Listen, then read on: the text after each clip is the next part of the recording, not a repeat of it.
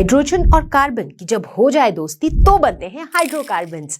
Petroleum, natural gas, many industries as a fuel for power generation, सब जगह पाए जाते हैं हाइड्रोकार्बन्स। क्या होते हैं हाइड्रोकार्बन्स? बताने की जरूरत ही नहीं है यार। हाइड्रोजन, कार्बन कार्बन, यानी कि ऐसे कंपाउंड्स जो बने होते हैं सिर्फ हाइड्रोजन और कार्बन से, उन्हें हम कहते हैं hydrocarbons. Why do we study them? क्यों पढ़ते हैं? Obviously इसलिए पढ़ते हैं क्योंकि हमारे आसपास की चीजों में जो हमें डे टू डे लाइफ में काम आता है, इस तरह की चीजों में पाया जाता है हाइड्रोकार्बन। जैसे कि फ्यूल्स, चाहे आप सीएनजी की बात कर लो जिससे ऑटो रिक्शा चलते हैं, या फिर आप एलपीजी की बात कर लो जो हमारे कुकिंग पर्पस के लिए काम आता है गैस के सिलेंडर्स में, या फिर बात कर लो केरोसिन ऑयल की, तो इन सब में पाया जाता है हाइड्रोकार्बन। नॉट जस्ट दैट, बात कर लो पेंट्स की या फिर प्लास्टिक्स की, जिसकी इतनी वैरायटी ऑफ यूजेस होती है, इनमें भी पाया जाता है hydrocarbons. So day to day life से जुड़ी हुई चीजों के साथ जुड़ा हुआ है हाइड्रोकार्बन्स, और इसीलिए हमसे पढ़ते हैं। हाइड्रोकार्बन्स को हम ब्रॉडली दो कैटेगरी में क्लासिफाई कर सकते हैं, aliphatic compounds and cyclic compounds. Aliphatic compounds बोले तो ऐसे कंपाउंड्स जो स्ट्रेट चेन हो या ब्रांच्ड चेन हो, बेसिकली वो स्ट्रेट चेन कंपाउंड्स होंगे, उनमें साइक्लिक कंपाउंड्स नहीं बनते हैं। ठीक है, अब एलिफैटिक कंपाउंड्स को हम फर्दर तीन कैटेगरीज में डिवाइड कर सकते हैं, एल्केन, एल्कीन एंड एल्काइन। ठीक है, एल्केन बोले तो ऐसे हाइड्रोकार्बन्स जिसके अंदर सिर्फ सिंगल बॉन्ड्स होते हैं कार्बन और हाइड्रोजन के बीच में, जैसे कि मीथेन, इथेन, प्रोपेन, ब्यूटेन। और ये नाम तो आपके लिए नए नहीं होंगे क्योंकि हम ऑर्गेनिक केमिस्ट्री तो पढ़ के आए हैं, है कि नहीं? जिन बच्चों ने नहीं देखा है ऑर्गेनिक केमिस्ट्री का वीडियो, फटाफट से यूट्यूब पे जा करके आप सर्च कर सकते हो ऑर्गेनिक केमिस्ट्री लर्नो हब। चलो आगे बढ़ते हैं। जो दूसरा टाइप है दैट इज एल्कीन। ईन बोले तो डबल बॉन्ड, मतलब इस तरह के एलिफैटिक कंपाउंड्स में कम से कम एटलीस्ट एक डबल बॉन्ड तो होता है, जैसे कि इथीन, प्रोपीन, ब्यूटीन। ठीक है, और तीसरा कैटेगरी है अपना एल्काइन, जिसमें कम से कम एक ट्रिपल बॉन्ड होता हो, जैसे कि इथाइन, प्रोपाइन, ब्यूटाइन। ओके, अब चलो देखें कि साइक्लिक कंपाउंड्स क्या होता है। साइक्लिक नाम से पता चल रहा है कि इसमें ना साइकिल बनता है। साइकिल बोले तो जहां से शुरू हुआ वापस वहीं पे आ गए, तो एक सर्कल टाइप की चीज बनती है यहां पर साइक्लिक कंपाउंड्स, मतलब बंद होता है उनका पूरा स्ट्रक्चर। ठीक है, तो साइक्लिक कंपाउंड्स के अंदर वापस हमारे पास दो कैटेगरीज होती हैं, एक होता है एलिसाइक्लिक और दूसरा होता है एरोमेटिक। एलिसाइक्लिक बोले तो जैसे कि साइक्लोहेक्सेन, साइक्लोपेंटेन। ठीक है, जिसमें क्या होते हैं वही 5 कार्बन एटम या 6 carbon atom, but straight chain ना होके ये यूं बंद होता है, क्लोज्ड होता है। ठीक है, तो ये हो गए हमारे एलिसाइक्लिक कंपाउंड्स। एरोमेटिक कंपाउंड्स क्या होते हैं? ये भी साइक्लिक कंपाउंड्स होते हैं, बट इनमें कुछ खास बातें होती हैं, जैसे कि इनके अंदर पाए जाते हैं डीलोकलाइज्ड पाई इलेक्ट्रॉन्स, यानी कि इनके अंदर हमें डबल बॉन्ड्स देखने को मिलता है। In fact most of these compounds have alternate single and double bonds, जैसे कि जो एक वेल नोन एरोमेटिक कंपाउंड है अपना बेंजीन। इन कंपाउंड्स को एरोमेटिक कंपाउंड्स इसलिए कहा जाता है क्योंकि इनकी ना बड़ी एक कैरेक्टरिस्टिक खुशबू होती है, एरोमा होती है, और उस एरोमा की वजह से इनका नाम पड़ा एरोमेटिक कंपाउंड्स। अब एलिसाइक्लिक कंपाउंड्स को हम फर्दर 3 कैटेगरी में क्लासिफाई कर सकते हैं, साइक्लोएल्केन, साइक्लोएल्कीन, साइक्लोएल्काइन। ठीक है, तो साइक्लोएल्केन बोले तो ये एक ऐसा साइक्लिक कंपाउंड है जिसके अंदर सिर्फ सिंगल बॉन्ड्स हैं, जैसे कि साइक्लोपेंटेन 5 कार्बन का कंपाउंड है, साइक्लिक है। ठीक है, और सारे सिंगल बॉन्ड्स हैं। साइक्लोएल्कीन बोले तो इसमें कम से कम एक डबल बॉन्ड हो, जैसे कि साइक्लोपेंटीन। इसमें देखो सब कुछ सेम है, यहाँ पे 5 कार्बन है, ये भी एक साइक्लिक कंपाउंड है, लेकिन इसमें एक डबल बॉन्ड है। तीसरा है साइक्लोएल्काइन। समझ ही गए होंगे आप, ये एक ऐसा साइक्लिक कंपाउंड है जिसके अंदर कम से कम एक ट्रिपल बॉन्ड हो। तो चलो शुरू करें कहानी एल्केन्स की। एल्केन क्या होते हैं? जिनमें कार्बन और हाइड्रोजन के बीच में सिर्फ और सिर्फ सिंगल बॉन्ड्स होता है, तो इन्हें हम सैचुरेटेड हाइड्रोकार्बन भी कहते हैं। ठीक है। जो अनसैचुरेटेड हाइड्रोकार्बन होते हैं वो होते हैं जिनमें या तो डबल या फिर ट्रिपल बॉन्ड हो, यानी कि एल्कीन और एल्काइन जो है वो अनसैचुरेटेड वाली कैटेगरी में फॉल करेंगे। ठीक है, तो चलो फिलहाल तो एल्केन्स की कहानी चल रही है हमारी। तो एल्केन्स में अगर हम कार्बन की हाइब्रिडाइजेशन की बात करें तो हम देखते हैं कि कार्बन जो है वो sp3 हाइब्रिडाइज्ड होता है। क्यों होता है ऐसा? क्योंकि देखो कार्बन को क्या करना है, सिर्फ सिंगल बॉन्ड बनाना है। तो चाहे वो किसी दूसरे कार्बन से जुड़ा हुआ हो या कोई हाइड्रोजन से जुड़ा हुआ हो, उसके पास एक ही ऑप्शन है कि वो सिंगल बॉन्ड बना सकता है। अब कोई भी कार्बन का एटम जो है वो टेट्रावैलेंट है, राइट? तो यानी कि वो 4 सिंगल बॉन्ड्स बनाएगा, यानी कि वो 4 एटम्स से कनेक्टेड होगा। अगर वो 4 एटम्स से कनेक्टेड होगा तो उसका हाइब्रिडाइजेशन क्या होगा बताओ? sp3। ये सब तो पढ़ा हुआ है हमने, है कि नहीं? तो एल्केन्स में carbon is sp3 hybridised. Alkanes का जनरल फॉर्मूला होता है CnH2n+2। ठीक है, तो जब n की वैल्यू 1 है तो ये हो जाएगा CH4, n की वैल्यू 2 है तो ये हो जाएगा C2H6, n की वैल्यू 3 है तो ये हो जाएगा C3H8, राइट? तो इस तरीके से एल्केन्स की पूरी होमोलॉगस सीरीज बनती रहेगी। तो पहला मेंबर है मीथेन, फिर है ethane, propane, butane, pentane and so on. तो पहला मेंबर यानी कि मीथेन जो है ये अधिकतर पाया जाता है कोल माइंस में या फिर मार्शी एरियाज में, मतलब क्या बोले, स्वाम्पी एरियाज, जैसे वो कीचड़ और दलदल टाइप की जो जगहें होती है, ऐसी जगहों में मीथेन ज्यादा करके पाया जाता है। अब बचा बाटे नॉमेनक्लेचर, तो हमने पूरे डिटेल में सीख रखी है कि नहीं? ऑर्गेनिक केमिस्ट्री के अंदर जो हमारा दूसरा वीडियो था उसमें हमने नॉमेनक्लेचर खूब जम के प्रैक्टिस किया था, बट स्टिल एक बार याद दिला दूं कि एल्केन का नॉमेनक्लेचर का कैसा पैटर्न होता है। वर्ड रूट जो हमें बताता है कि उसमें कितने कार्बन है, जैसे 1 कार्बन है तो मिथ, 2 कार्बन है तो इथ, 3 कार्बन है तो प्रॉप, 4 कार्बन है तो ब्यूट, 5 है तो पेंट एंड सो ऑन। तो word root followed by ANE मतलब सिंगल बॉन्ड। तो एल्केन में सिंगल बॉन्ड होता है तो वहां पर हम सफिक्स यूज करते हैं ANE।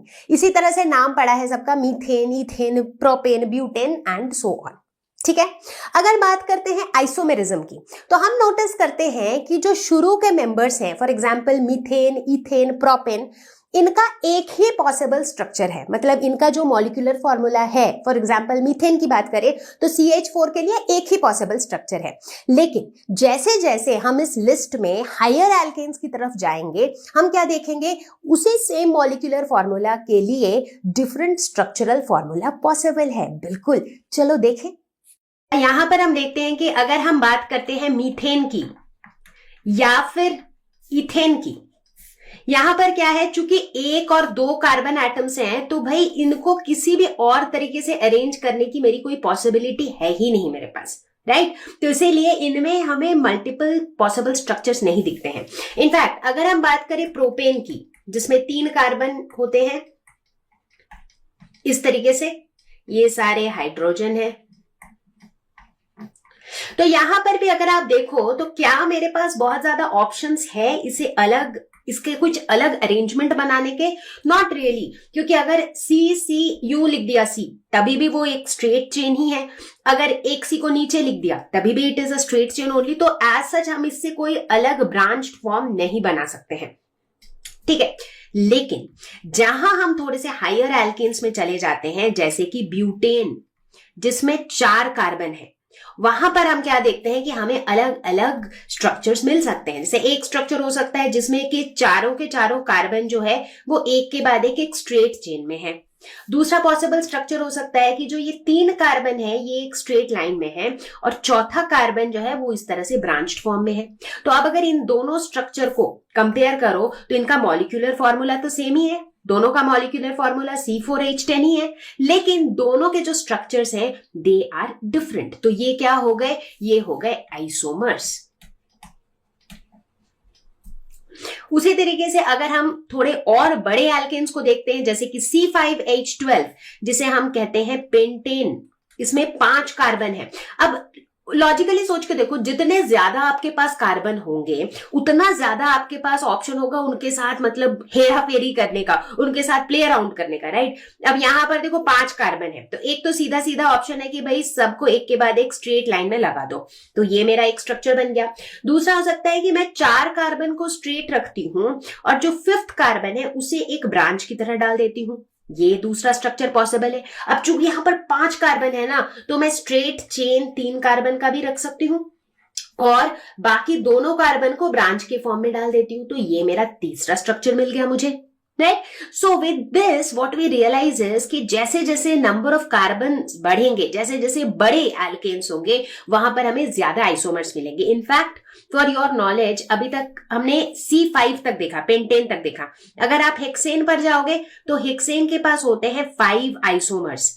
अगर आप चले जाते हो C7 पर यानी कि हेप्टेन पर, तो उसके पास होते हैं 9 आइसोमर्स। और अगर आप बात करो C10 की, जहां पर 10 कार्बन एटम है, उसके होते हैं 75 यानी कि 75 आइसोमर्स।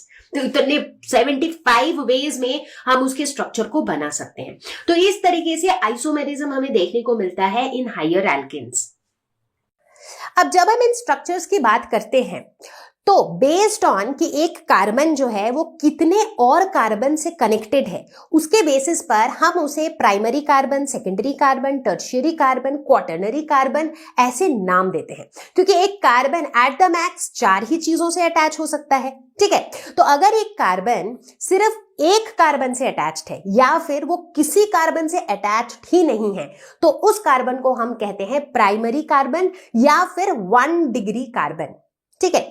एग्जाम्पल, जैसे मान लो अगर हम बात करते हैं मीथेन की, मीथेन के स्ट्रक्चर को अगर आप इमेजिन करो, अगर आप देख ही लो स्क्रीन पर, तो देखो कार्बन जो है चारों के चारों हाइड्रोजन से कनेक्टेड है, राइट। बट क्या ये कार्बन किसी और कार्बन से कनेक्टेड है? नहीं, राइट। तो ये कैसा कार्बन है? ये प्राइमरी कार्बन है, ठीक है।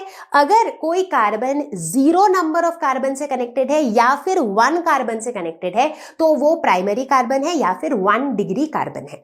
अगर कोई कार्बन 2 कार्बन से कनेक्टेड है, तो वो क्या है? सेकेंडरी कार्बन या फिर 2 डिग्री कार्बन। अगर कोई कार्बन 3 और कार्बन से कनेक्टेड है, तो वो क्या है? टर्शियरी कार्बन या फिर 3 डिग्री कार्बन। और अगर कोई कार्बन 4 और कार्बन से कनेक्टेड है कि भैया C है, इधर भी C, इधर भी C, नीचे भी C, ऊपर भी C, इस तरह का स्ट्रक्चर है, तो वो क्वाटर्नरी कार्बन या फिर 4 डिग्री कार्बन कहलाता है। तो चलो फटाफट से एक एग्जांपल करते हैं। इन द एल्केन, ये जो भी एल्केन यहां पर दिया हुआ है, identify 1 degree, 2 degree, 3 degree carbon atoms and give the number of hydrogen atoms bonded to each of these, ठीक है। तो सबसे पहले तो स्ट्रक्चर को थोड़ा और ढंग से बना लेते हैं। CH3, CH2, C, उसके बाद CH3 का होल 2, यानी कि इस C से 2 CH3 लगे हुए हैं इस तरीके से। उसके बाद CH2, उसके बाद CH और फिर CH3 होल 2, यानी कि इस वाले C के साथ भी 2 CH3 लगे हुए हैं। तो ये मेरा स्ट्रक्चर है और मुझे क्या बताना है कि कौन सा कार्बन 1 डिग्री है, 2 डिग्री है, 3 डिग्री है। चलो इधर से शुरुआत करते हैं। अगर हम इस कार्बन की बात करें तो ये वाला कार्बन कितने और कार्बन से जुड़ा हुआ है? एक और कार्बन से जुड़ा हुआ है, राइट। तो ये कैसा कार्बन हो जाएगा? ये हो जाएगा प्राइमरी कार्बन या फिर 1 डिग्री कार्बन, ठीक है। दूसरे कार्बन को देखते हैं। ये इधर एक कार्बन से जुड़ा है, इधर एक कार्बन से जुड़ा है, तो ये 2 कार्बन से जुड़ा है, ये हो जाएगा 2 डिग्री या फिर सेकेंडरी कार्बन। इस कार्बन को देखो तो इधर एक कार्बन, इधर एक कार्बन, नीचे एक, ऊपर एक, यानी कि ये 4 कार्बन से जुड़ा हुआ है। तो ये कैसा हो जाएगा? ये हो जाएगा क्वाटर्नरी कार्बन या फिर 4 डिग्री कार्बन, ठीक है। अब इस अगले वाले को देखो, ये वाले C का क्या हाल है? इधर एक कार्बन, इधर एक कार्बन, तो ये भी 2 डिग्री। इस C को देखे तो इधर इधर इधर, ऊपर नीचे और इस साइड, तो ये हो गया 3 डिग्री, ठीक है। अब ये जो बचे हुए हैं साइड साइड के, ये कार्बन एक ही से कनेक्टेड है तो ये 1 डिग्री, ये कार्बन भी एक ही से कनेक्टेड है तो 1 डिग्री, ये भी एक ही से कनेक्टेड है 1 डिग्री, ये भी एक ही से कनेक्टेड है 1 डिग्री, ठीक है। अब देखो 1 डिग्री को हम प्राइमरी भी कहते हैं, 2 डिग्री को हम सेकेंडरी भी कहते हैं, 3 डिग्री को हम टर्शियरी भी कहते हैं और 4 डिग्री को हम क्वाटर्नरी भी कहते हैं, ठीक है। क्लियर हो गया? अब इनके साथ कितने हाइड्रोजन एटम्स लगे हुए हैं यार, ये कोई बताने वाली बात है?